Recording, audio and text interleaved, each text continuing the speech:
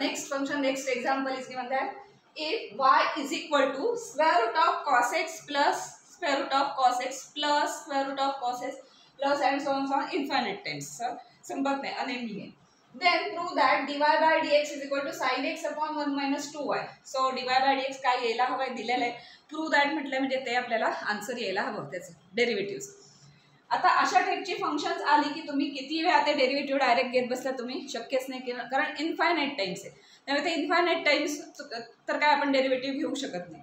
त्यामुळे अशा टाइपचं फंक्शन आलं की लक्षात ठेवायचं स्क्वेअर रूट आहे त्याचा जर एक जरी ह्यातला बाहेर काढायचं असेल स्क्वेअर रूटच्या तरी आपल्याला आधी स्क्वेअर करायला लागेल. जर आपण बोथ साईडला स्क्वेअर केला वाय स्क्वेअर आले त्याच्या नंतर dy बाय dx कसं काढायचं ते बघता येईल. पण एक तरी ॲटलिस्ट ह्याचा स्क्वेअर रूट जर गेला, कारण हे कसं आहे स्क्वेअर रूट मध्ये cos x plus square root cos x plus plus या स्क्वेअर रूट मध्ये स्क्वेअर रूट त्याच्यात स्क्वेअर रूट त्याच्यात स्क्वेअर रूट असा इन्फायनाइट टाइम्स आहेत.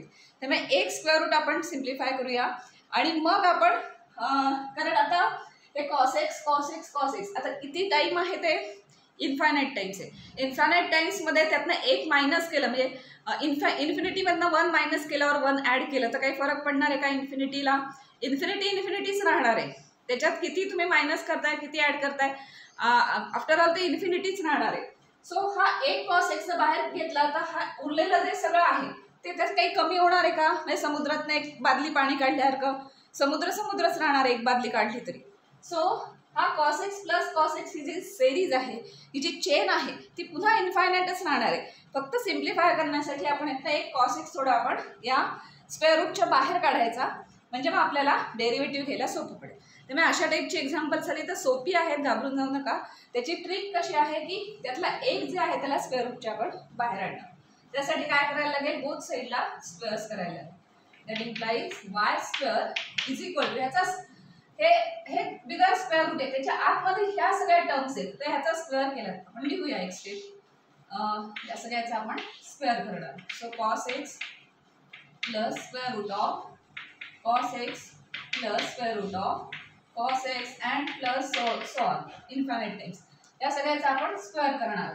आता हा स्क्वेअर रूट आणि हे स्क्वेअर रूट आणि हा स्क्वेअर म्हणजे सगळ्यात आउटर स्क्वेअर रूट जे आहे ते कॅन्सल होऊन जाणार आहे स्क्वेअरला. So y square is equal to काय मिळणार आपल्याला cos x प्लस पण त्याच्या आतली सगळी इन्फायनाइट स्क्वेअर रूट तशीच राहणार cos x plus square root of cos x plus square root of cos x plus and so on infinite times. अशी किती वेळा तुम्ही लिहू शकता.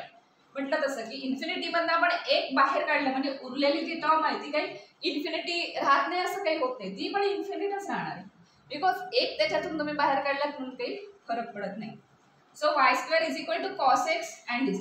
पण ही सगळी टर्म आपण बघितली त्याच्यातनं फक्त एकच cos x बाहेर आला म्हणजे काही फरक पडला नाही. पण ह्या सगळ्या टर्मला सुरुवातीला काय म्हटलंय पण y is equal to square root of this cos x plus square root of cos.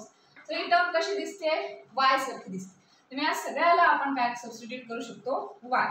So that implies y square is equal to cos x plus y. आता हे सिम्प्लिफाय झालं बिकॉज हे इन्फायनाइट होतं त्यामुळे आपल्याला 10 टर्म्स असते आता 9 काढून मग आपल्याला त्याला y म्हणता आलं नसतंय बरोबर. पण इथे इन्फायनाइट टर्म्स आहेत त्यामुळे त्यातून जरी एक बाहेर काढली तरी उरलेल्या सगळ्याला पण आपण इन्फायनाइट टर्म्स असंच म्हणू शकतो आणि त्याच्याऐवजी ही जी व्हॅल्यू आहे त्याची y ती आपण इथे रिप्लेस केली एवढंच. आता ह्या स्टेजला आपण डेरिव्हेटिव्ह कॅल्क्युलेट करू शकतो. सो वाय स्क्वेअरचं डेरिव्हेटिव्ह किती येणार वाय स्क्वेअर आहे म्हणजे 2y एक सारखं आपण ट्रीट करणार त्याला 2y असं लिहिणार मध्ये लिहा डिफरन्शिएटिंग ऑन बोथ साइड्स. पण dy बाय dx त्याला लागेल बिकॉज चेन रूल प्रमाणे y आहे तो x मधलं असतं तर डायरेक्ट नुसतं 2x लिहिलं असतं 2y dy by dx. Then derivative of cos x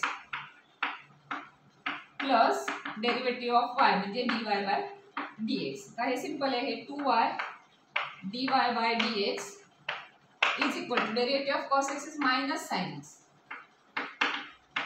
plus dy by dx. y चा डेरिव्हेटिव्ह 1 नाही घ्यायचा डायरेक्ट. जरी y हा विथ रिस्पेक्ट टू x असेल तरी y आहे तो dx by dx असतं तर 1 लिहिलं असतं x असतं तर y आहे ना तो तसाच म्हणा त्याचा डेरिव्हेटिव्ह असं काही निघणार नाही dy by dx असं. आपण आतापर्यंत बरीच एक्झाम्पल सॉल्व्ह केलेत. y is equal to function म्हणतो तेव्हा लेफ्ट साईडला y चा डेरिव्हेटिव्ह 1 नाही लिहित लेफ्ट साईडला y चा डेरिव्हेटिव्ह आपण dy बाय dx लिहितो. आणि इथल्या वायचं derivative dy by dx.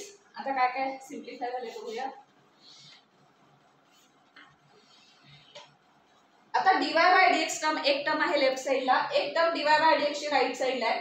So dy by dx ज्या ज्या टर्म्स दिसतात त्या सगळ्या आपण एका साइडला आणूया आणि ज्याच्यात dy बाय dx नाही त्या एका बाजूला राहू दे.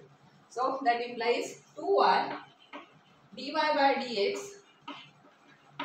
आणि ह्या साइड कडनं आलेली इथे टर्म म्हणजे minus dy by dx is equal to this minus sin x. Almost आपलं होत आलंय आन्सर दिस. सो 2 आता याच्यातनं dy बाय dx कॉमन येईल, अनकॉमन काय राहील 2y minus 1. So 2y minus 1 into dy by dx which is equal to minus sin x. आता हा 2y minus y सगळं इकडे ट्रान्सफर करूया, कारण नेहमी आपण लेफ्ट साइडला फक्त dy by dx, आपल्याला तेच प्रूव्ह करायचं लेफ्ट साइडला dy by dx. So dy by dx is equal to minus sin x upon this 2y minus 1.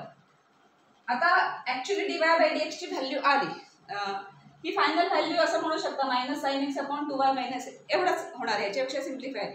पण आपल्याला प्रूव्ह दॅट असं जर आलं असेल तर तिथे काय प्रूव्ह करायचंय ते बघून त्याप्रमाणे ऍडजस्ट करायचं.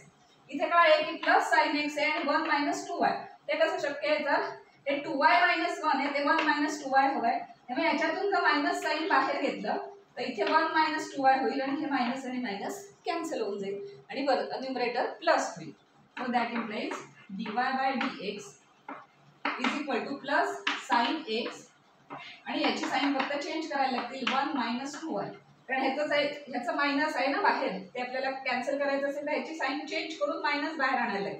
ते आपण आणलं, मायनस बाहेर आणलं की काय होणार आहे, ह्याचं साइन मायनस होईल आणि ह्याचं साइन प्लस होईल. तर लिहिताना आपण प्लस जनरली आधी लिहितो, 1 मायनस 2y न्यूमरेटर मध्ये sine x. So this is our last answer. Prove that जे सांगितलं होतं ते आपण इथे प्रूव्ह केलेलं आहे. सो अशा टाईपची आली तर सिंपल आहेत. कुठेतरी इन्फायनाइट टर्म्स असतील तर एक टर्म सिम्प्लिफाय करायची, बाकी सगळ्याला पुन्हा y असं कन्सिडर करायचं, रिप्लेस करायचं आणि मग पुढे डेरिव्हेटिव्ह घेऊन सिम्प्लिफाय करायचं.